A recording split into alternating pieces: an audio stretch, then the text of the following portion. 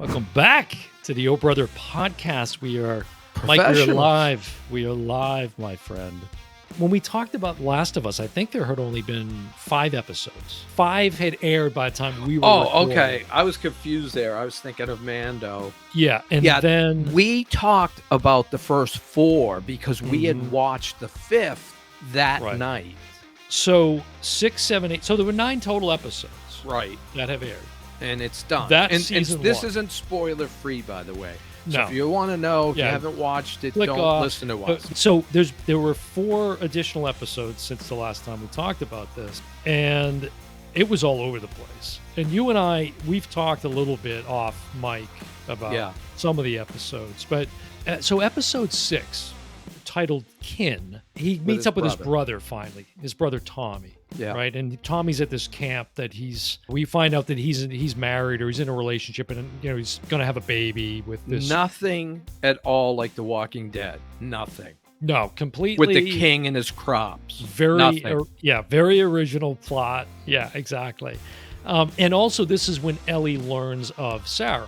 Right. And what became of Joel's daughter. She didn't even know he had a daughter up until this point. Right. So...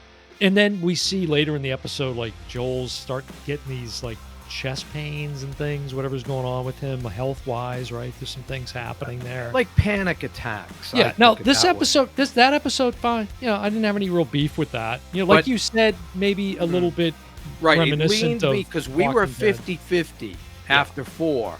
That leaned me closer to down. I'm here did it? now. Oh, right. Really? Yeah. Okay. All right. Well, hold on a second, because we got to get to the next episode. It's going to go further. Yeah. So the next episode is Left Behind. Now, this was where they just veer off, and there's a whole nother story that they tell, right? So this is the episode where Ellie and her best friend Riley go to this abandoned mall. Right. Right. This is from the game. The video game. Yeah. So go ahead. Set up this episode. Okay. So she hadn't seen her in what? How long was it? I don't remember. 6 months, something like that. A long time. Yeah. She assumed she was dead. Right. So all of a sudden, her friend Riley wakes her up, and she almost freaks out and kills her, pulls the knife out. Well, she comes climbing through her bedroom window. Right. Right. Not really smart. And we have to say this is going back in time in the timeline. There was a time jump flashback now, right? Because we didn't say episode 6 was when Joel gets shot, right? Yes. Okay. So then, right. So she has this flashback while he's in the basement of this abandoned house. Correct. Well, no, he didn't get shot. He got stuck with the end of a baseball bat. Is what a big it was. Peg. It was like a no. It was the end of a baseball bat. Oh, was it? Okay. Is what it was. Yeah. So anyway, Riley comes into the room, which you shouldn't really do. Going through the window and waking someone up during an apocalypse, not a great idea. Not the best idea, yeah. So they have this discussion. She's like, where you been? You left me alone. I thought you were dead. She goes, come on, I want you to go someplace with me. There was a big thing about the fact that they played Mortal Kombat 2. Like all the video game nerds were like, Mortal Kombat 2 was in it. It was they showed him doing a Hadouken or whatever the hell it is. So anyway, finish her. We find out towards the end of the episode, it was such a bad episode. They totally foreshadowed that there was what are they called? Gremlins? I don't even know what they're called anymore. Clickers. There was a clicker in the corner. So we see that like 10 minutes. That was not a Pink Floyd album in the 70s. Clicker in the corner. So we see the clicker, and then 10 minutes go by. They're playing on the merry-go-round and doing this and doing that. Then the clicker bites them both. What a shock. I didn't see that coming from a mile away. It was Joe McDokes. Right. For a little graphic there might help with Joe McDokes. And then, and I guess this is also from the video game, they start kissing while they were sitting there. And so we find out Ellie's, playing for the other team. No problem with that. But they both got bit, and they decided to hold each other's hand and just go through it together. Well, she didn't make it through. Yeah, and this is when you realize, right? You start to, it's a flashback to where everything started with her getting for bit. her. And and we the find out last episode is immune. a real flashback. Yeah. Now, this is the lowest rated. This was the lowest rated episode according to IMDb up to this point. That's not surprising. It took a pretty significant dip at this point, Yeah. which it certainly did for us. Yeah, now I'm like this. I mean, I get it. I understand why it was there. I really didn't like it at all. Yeah. Plus, it was so sidetracked. Mm-hmm. We wanted to know how he was going to get better. Right. Instead, they take us to the mall, and it just didn't fit. It just didn't feel right. Yeah. So then we go to episode 8. Right. Which is called When We Are in Need. This aired March 5th. This was the second highest rated episode. Wow. I am shocked by that. Wow. Not by much, but it is, according to IMDb. And this is when Ellie crosses paths with a vengeful group of survivors. Now, you want to talk about Joe McDokes, for those that are old enough to know that reference. Yeah. If not, Google it. But this one was just so predictable. And you talk about Walking Dead and feeling like I've seen this before. They start to portray this main character in the episode that, he's a church-going guy. He's found Christ. It's like, when do we get to find out that he's a pedophile or whatever? Correct. I mean, clearly this guy's demented, whatever. Right. Which is exactly what happens. And then it turns into like an episode, like it's like The Shining or something. Yeah, it becomes a cannibal episode. Now, I didn't even put that together. That went right over my head. You're kidding me. No, I didn't put it together. Wow. Until you told me that or said that. When she sees the ear and the nose, and the tooth. It's right, the tooth. Yeah, it took me to the very end. Now, what's interesting is because we don't know the video game. No. Outside of this series, but there is a group of cannibals in the video game. Well, there's so many references. Right. It's so faithful to the game. It's so much so, like, a few things I've learned is in that scene where Ellie gets, we find out that these aren't the nicest people that she encounters. She ends up getting thrown into a cage. They're about to cook her for dinner, whatever. And she gets loose and drives a hatchet into this one guy's neck. Well, the guy that she kills is the guy that played Joel in the video game. Oh, that's funny. That's like the woman who gives birth in the next episode. Yeah. Right. Yeah, so episode 8. Now, here's what I liked about it, right? Because while she gets captured, right, because she's going out from where she's got Joel held up and safe, right, while he's healing. She doesn't really know what to do. She goes out to hunt at one point because he taught her how to use a rifle and all this. That's when she bumps into these other characters and whatnot. And of course, she disarms all 3 guys. Mm-hmm. To me, that was a little ridiculous. Yeah. Well, but once she gets captured, again, they're on a search party to find him, the guy they know she's with. And it's one of those things where, okay, he's in the basement, totally incapacitated. It's going to take a miracle if he ever survives. Cut to 2 seconds later, and he's disappeared from the basement, and then he battles it out with these 2 guys, and he takes them. But what I liked about it was moving forward from there, when he recognizes she's in danger. This is going to sound twisted, but I like the brutality of his character. Like, are you talking in episode 9 or 8? Both. Okay. But we'll get to 9 because I have more to say about it in 9. But so he just goes on because he's got these 2 guys at one point that he's trying to find out, where are they? Where's your camp? And he's got one guy tied to a chair and the other guy's like got his kneecap blown out or something. Right.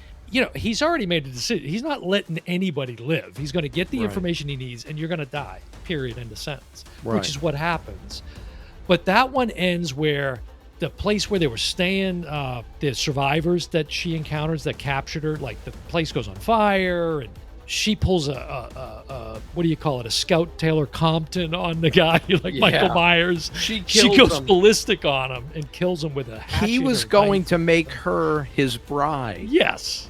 And run the place together. And she's fighting him, right? Trying to get loose, right? Yes. Then he says this really despicable line, and it was in poor taste, not only just from a human being standpoint, but from the writing and the dialogue, where you haven't figured it out yet. The fighting is the part I like the most, or something, like the struggle.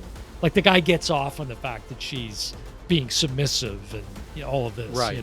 So she gets away from him. She reunites with Joel, and boom, we're on to the final episode of the season. They end that show with Joel slumped over the horse, still half dead, and Ellie kind of leading the way. I don't remember that, but I remember they embrace out in the snow, and that's when he says, I got you, baby girl. Remember, he makes that, which is a reference to his daughter, Sarah. Yeah, he used to call her baby girl, or did in the first episode. So we get to episode 9, Look for the Light. All right, now you mentioned Ashley Johnson.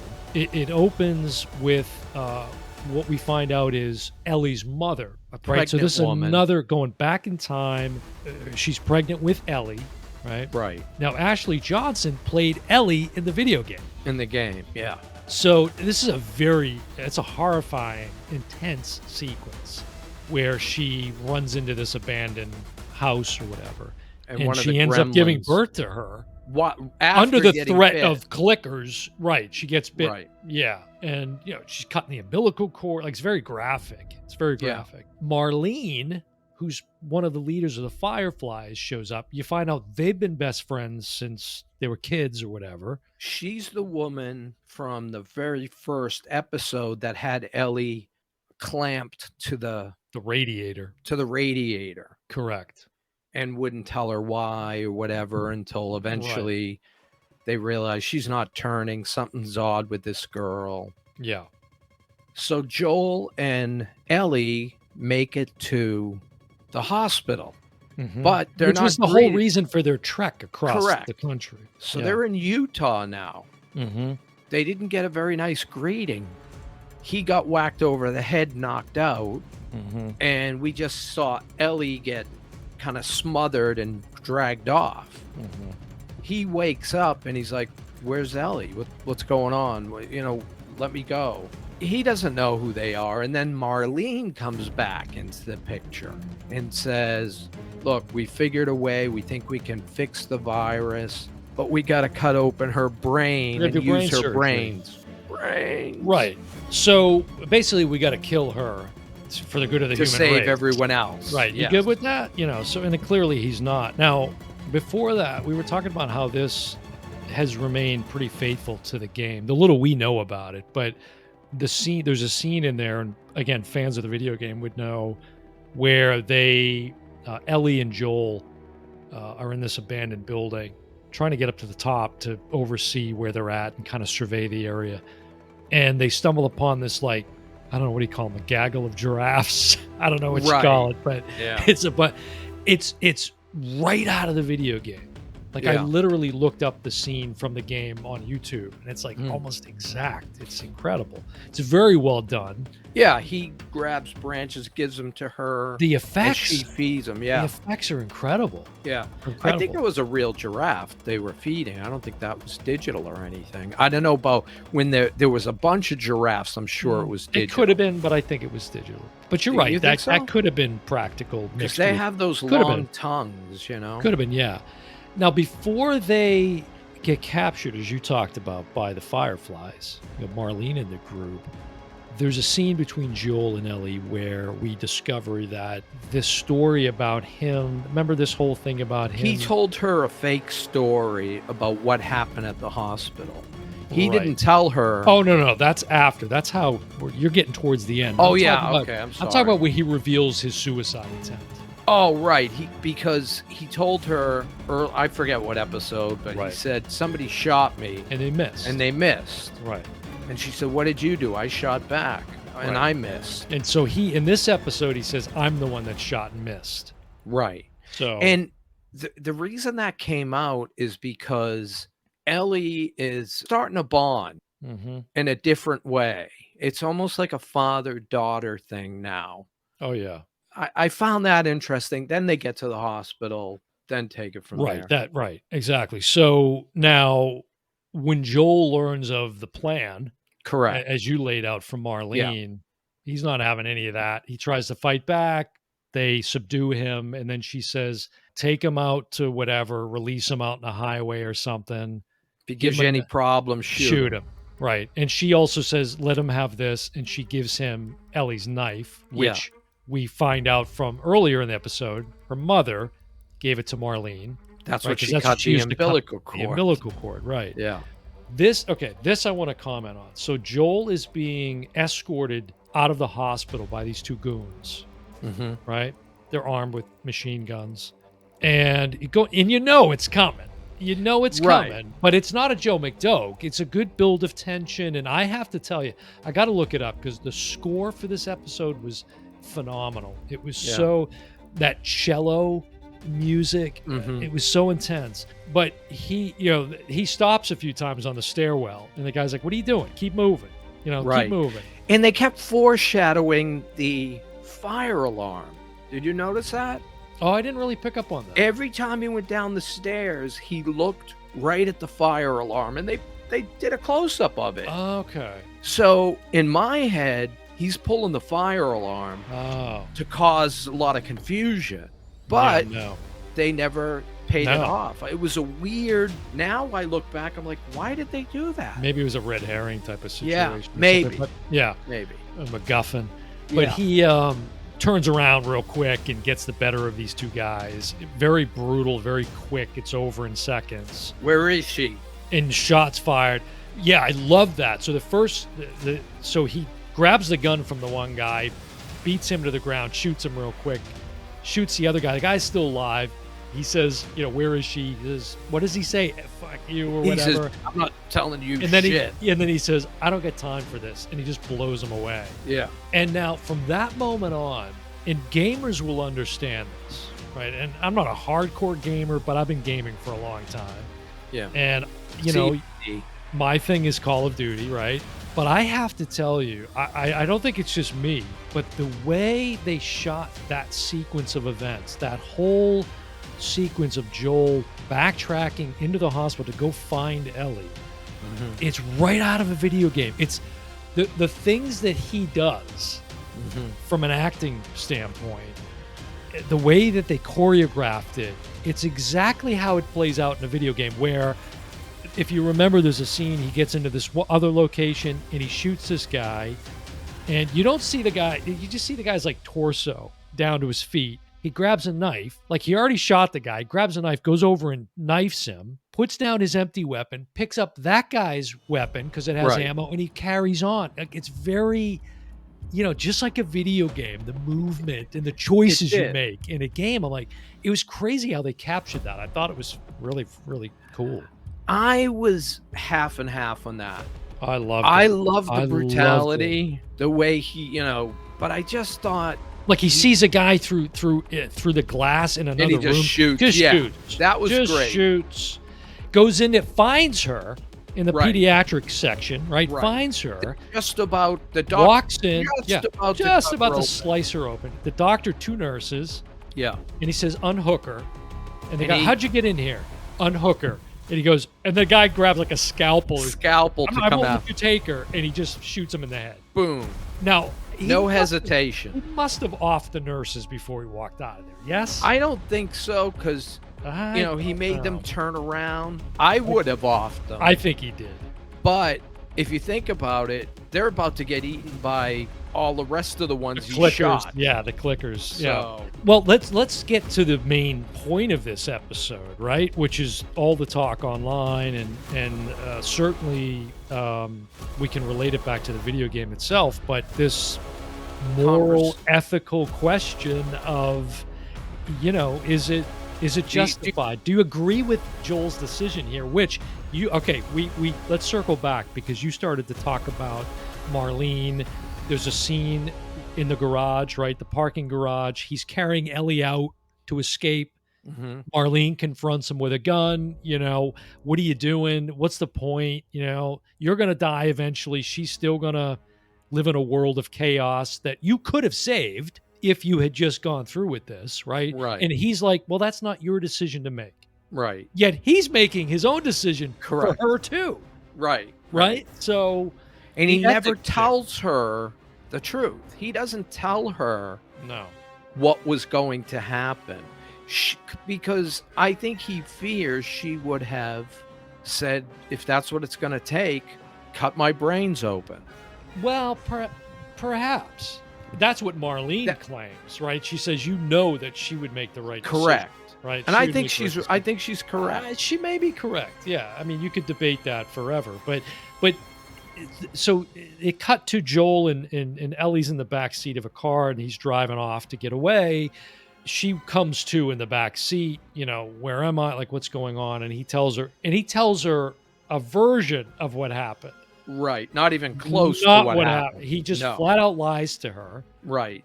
And it was really well directed. They cut back, and forth between him telling her this bullshit story and the reality of him murdering and gunning down Marlene in the parking garage, right? Correct. And then it ends with them on the side of a mountain overlooking a river, and he's like, not much further along to go yet. She confronts him and says, swear to me everything you've told me about the Fireflies up to now is true. He says yes. She knows she knows it's bullshit. She knows it is. But she just chooses to believe that it's true. And she says to him at one point, swear to me. Yeah. You told the truth. Right. And without hesitation, he said, I swear. And I thought what the next line was going to be, swear to me on Sarah's soul. Yeah, no. I was expecting that. Maybe. There. That's an old trope. If you were in that scenario and they said, look, we can chop your head off and maybe save humanity, what would you do? Well, but this is the thing. Like, what are the odds that it's going to be successful? Well, think about it. We just came through this crazy pandemic. I haven't even started the season 3 of Ted Lasso, so I got to weigh my. I'm thinking about it, but I want to see this show first. Yeah. What does Ned do? I need to know. All right. Anyway. But what I'm saying is, the morality of the situation. Where do you fall? Jeez, it's a tough question. I feel as though I want to believe that I err on the side of doing what's best for humanity. Best for the yes. That's and again, I was about to say we just came through this. I've had a pretty good. What's that? I've had a pretty good run. I mean, if I'm 14, I don't know. Right, where thousands and thousands of people were dying. Yes. And I can remember seeing freezer trucks full of bodies. And this guy that I'm talking about, this bioethicist that was interviewed, mentioned COVID because there were things like these studies that were being discussed of giving people COVID without really knowing that we'd be able to save them if they got really sick and potentially died. Right, and there's a name for it. It's I forget the name. Like when you populate it, it's like with chicken pox. Well, it wasn't herd. You talking about herd immunity? Is that what you're thinking of? Herd immunity, exactly what I was thinking. That wasn't what he was talking about. Yeah. So let's I want to give a couple of shout outs to I forget what episode it was. Episode 6 maybe, Kin, when they're getting to meet, it's when they're on their way to meet Tommy. There's a scene, the very opening of that episode, where there's this guy coming in from like shooting rabbits. He walks into his cabin, sees his wife sitting in a chair, and quickly realizes they're not alone. Turns out Joel is there. Mm-hmm. Ellie's upstairs. He's got a gun on this guy. They were a Native American couple. Yeah. And the guy, the actor's name is Graham Greene. He played Marlene, and his wife was named Florence, and the actress's name is Elaine Miles. Now, Graham Greene... That's very familiar. You know Graham Greene. In fact, let me pull up a picture of him, because people will know... Very familiar name. Yeah, here, I got to show you. But here it is right here. Now, I know you've seen him before.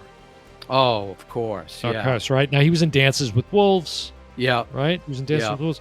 He was in Northern Exposure, actually. He was in Northern Exposure, the TV series, with his wife in The Last of Us. Oh, that's funny. They were both in Northern Exposure for like 5 seasons or however long that ran.